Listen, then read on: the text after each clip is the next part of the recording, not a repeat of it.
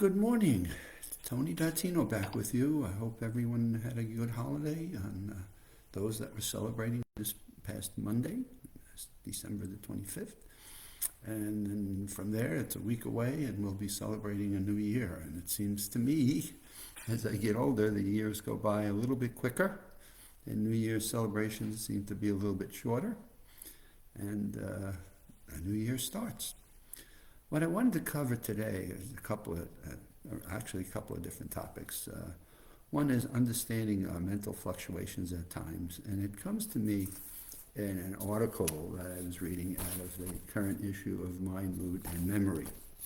It's a January issue, so we're already getting January issues here in 2023, but we're getting a January 2024 issue. And the title of the article is Understanding the Good and Bad Days of Mild Cognitive Impairment. And what hit me there was the subtitle. It talked about fluctuations in memory and mood can be jarring for individuals, but they can be managed limited. So it was interesting. Fluctuations in memory and mood can be jarring for individuals, and I'm not sure that matters whether you have mild cognitive impairment or you're just going about the stages of life. And it goes down and it talks about how to differentiate good days and bad days, which then got me to think about, well, gee, I think anybody can relate to the things that it's talking about and noting your good days and your bad days of cognitive functions. And one of them it talks about is, as you analyze what makes the difference between a good day and a bad day, is what your stress levels are at. Are you stressed about something? There are people that get stressed during the holiday season. There are people that look forward to the holiday season. You study the results of New Year's Eve and New Year's Day and how people impact that and whether or not they're supposed to be having this amazing celebration, and therefore they're looking for the biggest high of natural life that you can find versus the disappointments that you have when you're not part of the big party.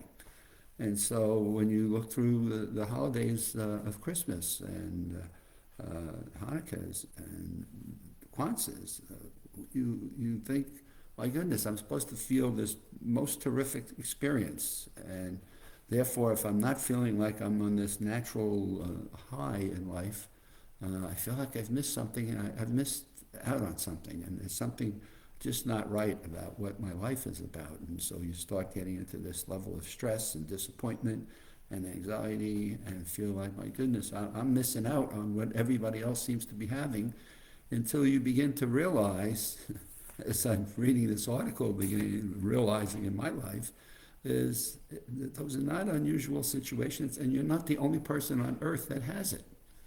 Or have that feeling of being lost and missing out on all of the goodies that are going on around you, that you think that you're the only one that's not there, until you at least share a thought or feeling with someone that you think is a friend, or someone that you feel that you can be a confidant with, and you begin to realize, my goodness, you're not the only one. So when it talks about noting some of the bad days of cognitive function, it talks about your stress levels. And at this time of the year, I've read enough of studies and articles that talk about stress levels at this time of the year can be very, very high. From the gift giving that we may have, to the socialization that we have, to even reading a number of things. And God, if you're going to any of these social activities and you really don't like all the people that are there, and you feel stressed going and you really don't want to go, this is how you overcome it. And so even during these happy times of the year when we're supposed to be celebrating and getting together with people, we have this level of stress. The second point it made that is interesting, and my goodness, I think we can all relate to it, and this one keeps showing up, is the importance of sleep. And if you're having a bad day, and any of us can have this bad day because we didn't get enough of sleep, and our stress levels may keep us awake a little bit longer. We don't lay down on that pillow and immediately go to sleep, and we lay there and we toss and turn, and we get up in the morning, we haven't had a full, restful night of sleep. And as we go through that thought process, and we're laying in bed, or we, as I say to people, get up and get about and do something different. I'm tossing and turning this morning, and I'm up earlier than I wanted to. I didn't get to bed as early as I wanted to, and so I get up and I do some stretching, and actually I went out and ran this morning and said, okay, when I get into that state of where I know where my mental state is and I'm not going to get a good restful sleep, I get up and do some physical activity, and it may be just doing some exercising or stretching.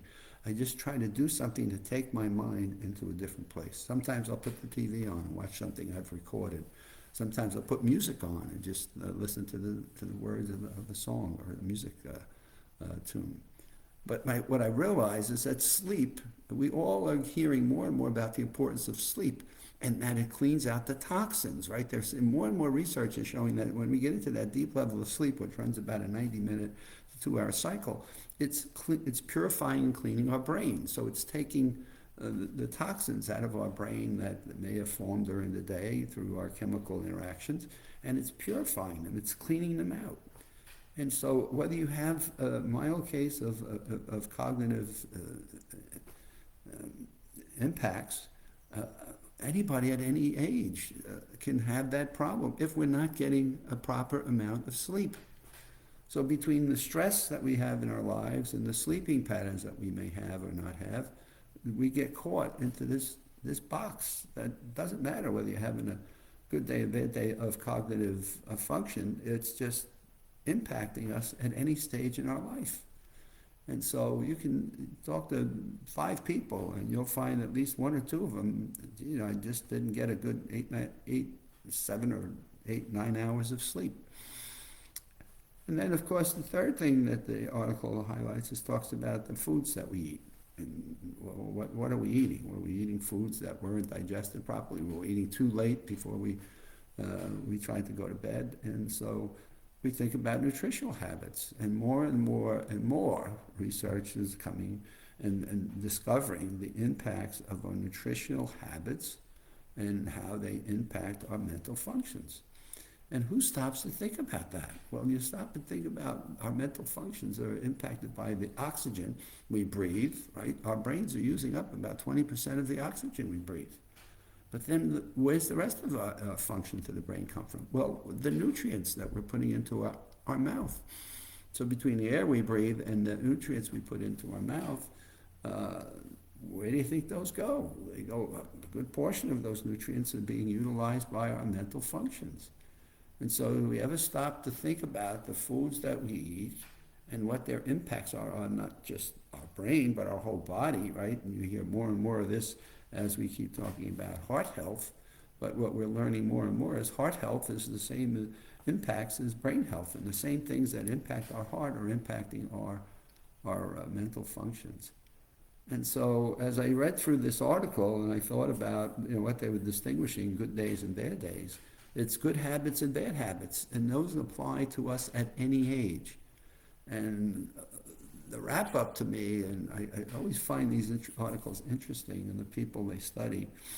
In a group of people we're currently working with right now, Michael Gattino and myself and Catherine Hagen, we're discovering that there are things you can do with people with mental impairment to some level that apply to everyone, which is, are they getting the right exercise? Are they being mentally challenged? Are they socially interactive in part of a community or part of some social activity in our group? And so it doesn't matter, again, to whatever age we are, our exercising, our mental challenges, and our social interactions are important to us at any age. And to that same level, the research being done on isolation and loneliness and the differentiation of that, and feeling that you're lost in the world and not part of some social interaction of some sort, COVID has highlighted that for us. It's brought us to the table. And so, I don't know, how do we get people to realize there are things we can do without thinking about what our age is, but that are impacting our mental functions and health at any age, and habits that we should be incorporating and dealing with at the earliest age possible, and just make them an integral part of our life and what a difference they can make. So as I finished up and reading this January issue, I just wondered, as the scientists and the people that write these articles, have they ever stopped to ask the people that are part of the studies, has anyone ever taught you, have you ever exercised the disciplines, implemented the disciplines that make good mental health? Have you ever been taught how to challenge your brain and how you mentally go about doing that? Have you ever put yourself on a regimentation of an exercise program that may be mild weightlifting, walking, and or mild running, and or flexibility training? Have you ever stopped to think about the nutritional habits you've had? And let's take a look at what those are. And I think we're coming to a whole new age in pioneering the impacts of our environment and our life habits and how they impact our mental functions. So during this time of joy and happiness, and as we go about our celebrations and our New Year's Eve coming up, step back and think about if you want to go for a resolution, a New Year's resolution that most people stop after 30 days. Think about what are you going to do to change some of your nutritional habits or keep them if they're good ones. And can you make a new friend? Can you find some new friends to make? And what else are some of the things you can do? And I'll pick up more of this on Friday when I do my last Live with Tony in the year of 2023. So we'll see you then. And hopefully you're watching some good football games and basketball. God, there's just so much on television in the athletic world that there's plenty to watch.